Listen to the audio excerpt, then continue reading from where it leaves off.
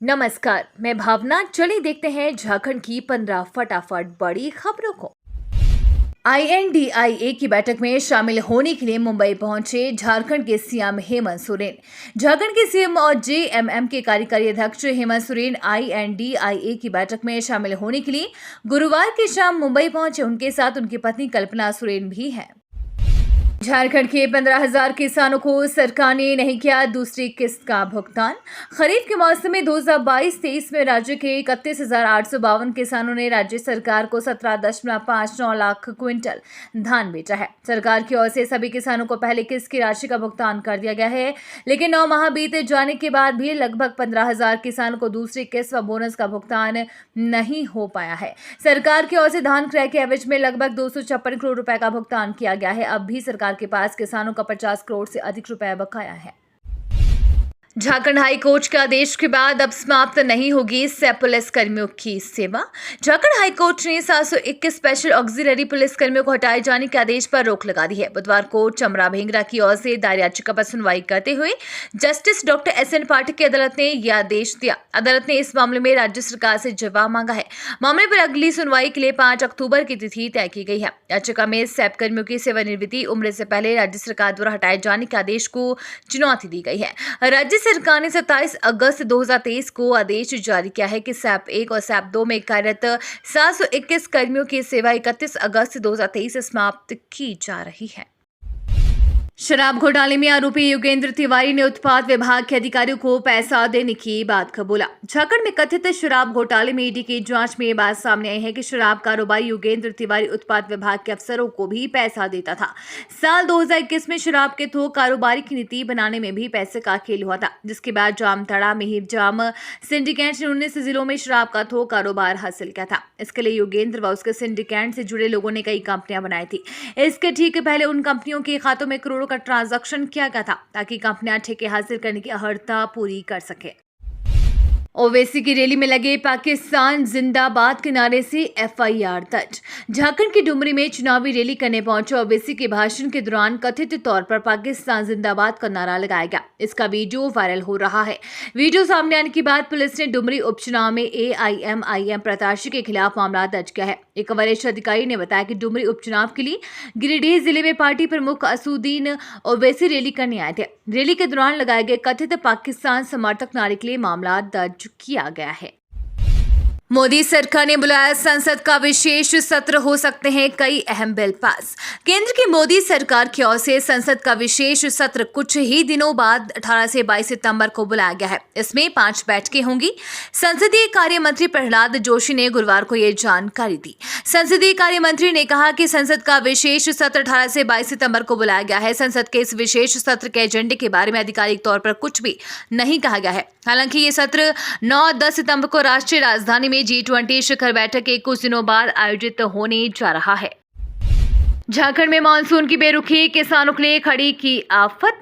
झारखंड में मानसून पूरी तरह रूठा हुआ है। खासकर राजधानी रांची में पिछले 24 घंटे में जबरदस्त कड़क धूप देखी गई है, जिससे लोगों को गर्मी व उमस दोनों की मार झेलनी पड़ी। अन्य जिले जैसे जमशेदपुर, लोहरदगा, लातेहार, गोड्डा, हजारीबाग व धनबाद का अधिकतम तापमान भी 35 डिग्री तक रहा, जिस कारण मानसून में भी लोगों को गर्मी झेलनी पड़ी रही। मौसम वैज्ञानिक अभिषेक आनंद ने कहा कि फिलहाल आने वाले 4-5 दिनों तक ऐसी स्थिति बनी रहेगी, लोगों को गर्मी से राहत मिलेगी। झारखंड के डुमरी उपचुनाव में तबाही मचाने का नक्सलियों का मंसूबा ध्वस्त। झारखंड के गिरिडीह जिला के डुमरी विधानसभा सीट पर 5 सितंबर को होने वाले उपचुनाव के दौरान तबाही मचाने का नक्सलियों का बड़ा मंसूबा पुलिस और सुरक्षा बलों ने विफल कर दिया। गुरुवार को चलाए गए स्पेशल सर्च ऑपरेशन के दौरान जिले के खुखरा थाना क्षेत्र के पर्वतपुर इलाके में बंकर में छिप कर रखा गया विस्फोटकों का जखीरा बरामद किया गया। PM-E बस सेवा के तहत अगले 5 महीनों में सड़कों पर दौड़ेंगी 10,000 इलेक्ट्रिकल बसें। केंद्रीय आवास और शहरी मामलों के मंत्रालय ने कहा कि PM-E बस सेवा योजना, जिसके तहत सार्वजनिक निजी भागीदारी मॉडल के अंतर्गत 169 शहरों को 10,000 इलेक्ट्रिकल बसें प्रदान की जाएंगी। ये योजना अगले 5-6 महीनों में शुरू की जाएगी। इस योजना की अनुमानित लागत 57,613 करोड़ रुपए होगी, जिसमें से 20,000 करोड़ रुपए केंद्र सरकार द्वारा दिए जाएंगे और शेष राशि राज्य वहन करेगा। राजधानी रांची में तेजी से बढ़ रहे कंजक्टिवाइटिस के मरीज। राजधानी में कंजक्टिवाइटिस की समस्या से सबसे ज्यादा बच्चे पीड़ित हो रहे हैं। स्कूल में एक बच्चे से यह संक्रमण कई बच्चों तक पहुंच जा रहा है। ऐसे में स्कूलों द्वारा सख्त निर्देश जारी किया जा रहा है, अगर आपके बच्चे की आंख में जलन या लालिमा है तो स्कूल नहीं भेजें। इधर रिम्स और सदर अस्पताल सहित निजी नेत्र चिकित्सालयों में कंजक्टिवाइटिस से पीड़ित मरीजों की संख्या अचानक बढ़ गई है। सोमवार को रिम्स के नेत्र विभाग के ओपीडी में 7 बच्चों का इलाज किया गया। बच्चे स्कूल ड्रेस में ही परामर्श लेने पहुंच गए थे। झारखंड में वन टाइम सेटलमेंट स्कीम की तारीख में की गई बढ़ोतरी। बिजली बिल बकाया पर वन टाइम सेटलमेंट स्कीम को ऊर्जा विभाग ने 30 सितंबर तक बढ़ा दिया है। अंतिम तिथि 31 अगस्त तक ही थी, पर कैबिनेट में राज्य सरकार ने अवधि विस्तार का फैसला लिया था। इसके बाद इसकी अवधि बढ़ा दी गई है। 1 अप्रैल से राज्य सरकार के आदेश पर यह स्कीम शुरू की गई थी। रांची एरिया बोर्ड के जीएमपी के श्रीवास्तव ने अपील जारी करते हुए कहा कि जिन उपभोक्ताओं का बिल बकाया है वे उसका लाभ उठा सकते हैं। उनके ब्याज को माफ कर दिया जाएगा और किस्तों में भुगतान की सुविधा दी जाएगी। झारखंड में बिजली संकट बढ़ा। राजधानी समेत कई जिलों में 3 घंटे तक कटौत। झारखंड में बिजली संकट गहरा गया है। बिजली की मांग व आपूर्ति में करीब 350 मेगावाट का अंतर हो गया है। इस कारण रांची सहित तमाम शहर और ग्रामीण इलाकों में लोड शेडिंग हो रही है। शहरों में 2 तो ग्रामीण इलाकों में 3 घंटे से अधिक की बिजली कटौत हो रही है। शाम के वक्त ज्यादा परेशानी हो रही है। जानकारी के अनुसार एनटीपीसी के हरली परली प्लांट में उत्पादन प्रभावित हो गया है। पहली यूनिट मरम्मत की प्रक्रिया में है। यहाँ से करीब 350 मेगावाट की आपूर्ति बंद है। सेंट्रल पुल से 1000 के बदले सिर्फ 700 मेगावाट बिजली मिल रही है।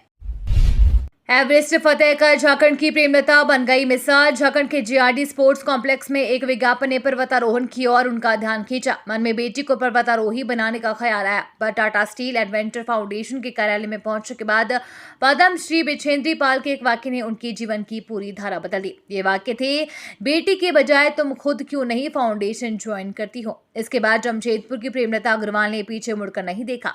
घर परिवार छोड़कर दुनिया की सबसे ऊंची चोटी एवरेस्ट की राह पकड़ी और फतेह का साबित कर दिया कि जिद के आगे जीत है। प्रेमलता उन महिलाओं के लिए भी प्रेरणा है जो उम्र को किसी मिशन में ढाल बनाती। कोटा में छात्रों की आत्महत्याओं के मामलों पर राष्ट्रपति द्रौपदी मुर्मू ने चिंता जताई। राष्ट्रपति द्रौपदी मुर्मू छत्तीसगढ़ की राजधानी रायपुर में कार्यक्रम में विद्यार्थियों की आत्महत्या के मामलों पर चिंता जाहिर की। राष्ट्रपति ने पढ़ाई के दबाव और नकारात्मक सोच से उभरने के लिए छात्रों की मदद करने का आह्वान किया। उन्होंने कहा कि मेरी इस भावी पीढ़ी के परिवार के लोगों, दोस्तों, अध्यापकों और समाज से अपील है कि वे इन बच्चों की मानसिकता को समझकर इनकी सहायता करें। कैंडी में बारिश का असर से भारत पाकिस्तान मैच हो सकता है रद्द। भारत और पाकिस्तान के बीच मैच कैंडी में होने वाला है। इस महामुकाबले से पहले फैंस के लिए बुरी खबर है। दरअसल 2 सितंबर को कैंडी में बारिश होने की संभावना व्यक्त की गई है, जिससे मैच पर असर पड़ सकता है। 2 सितंबर को कैंडी में 90% बारिश होने की संभावना व्यक्त की जा रही है। अगर बारिश हुई तो दोनों टीमों के बीच मैच धूल भी हो सकता है। गूगल वेदर के अनुसार कैंडी में 90% वर्षा और 84% आर्द्रता की संभावना के साथ गरज के साथ बारिश होने की उम्मीद है। मैच के दिन तापमान 28 डिग्री सेल्सियस रहने की उम्मीद है। ये तो थी आज की बड़ी खबरें। अपने गांव या शहर की न्यूज देखने के लिए हमें कमेंट्स में जरूर बताएं कि आप न्यूज को कहां से देख रहे हैं।